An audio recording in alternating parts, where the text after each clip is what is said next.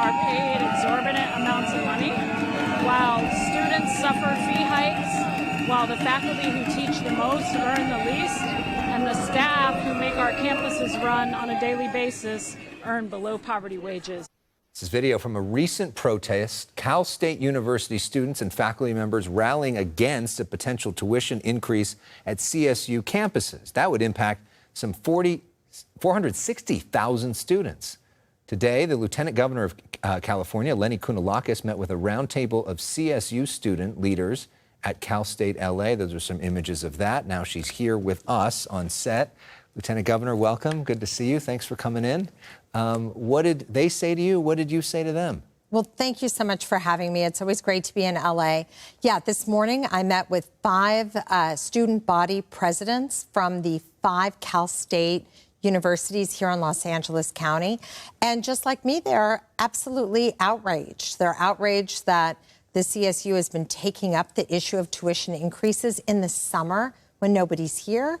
We're all outraged, frankly, that they were told, forget it, you're not going to be able to stop this, don't even try.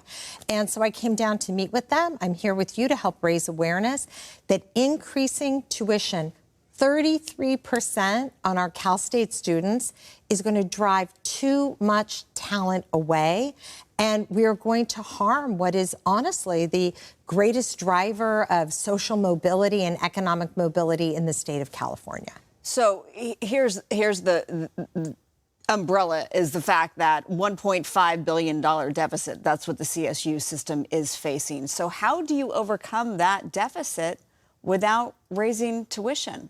There are a lot of other ways. A very important way is to look at additional support from the California General Fund.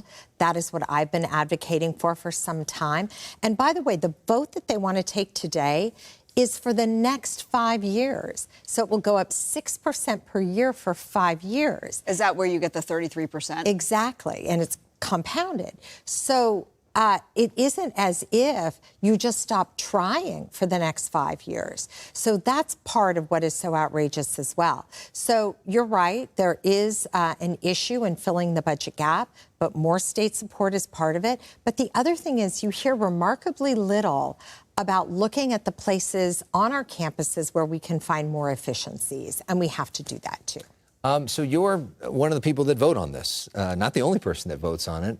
Where are we at in terms of the votes? Do you have the votes? Did they have the votes? What's happening behind the scenes? Well, it's hard to know until a vote is called where people are.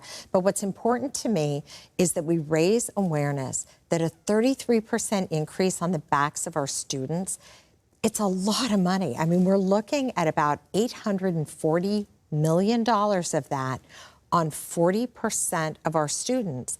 And there's this assumption that they can afford it.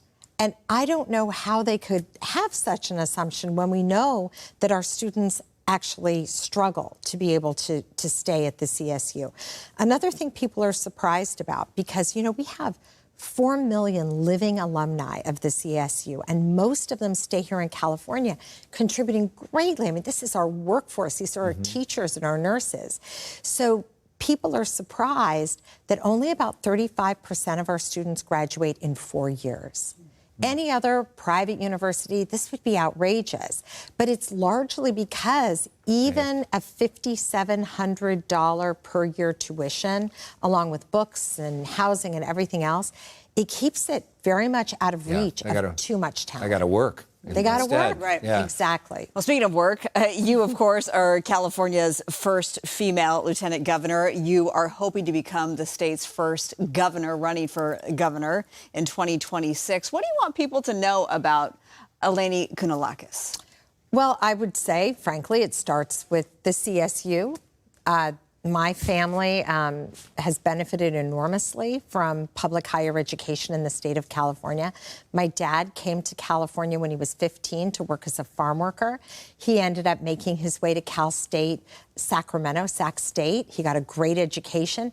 He worked his way through as a waiter in the governor's mansion. Wow. And it changed the trajectory of all of our family and all of our lives. And so I owe everything to the state of California, to the opportunity that exists here. And in my life, in my career, as a businesswoman, working for 18 years in a successful family business. As an American ambassador, I was one of President Obama's ambassadors overseas.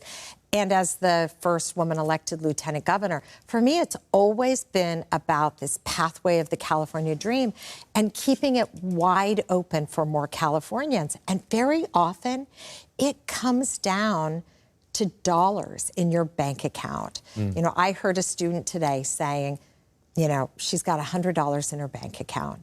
You know, this is what it means for so many Californians, but all the energy, all of the innovation, all of the ambition that we have here, that's what makes this state great. Well, the election for governor is in 2026, so we may talk a few times between now and then.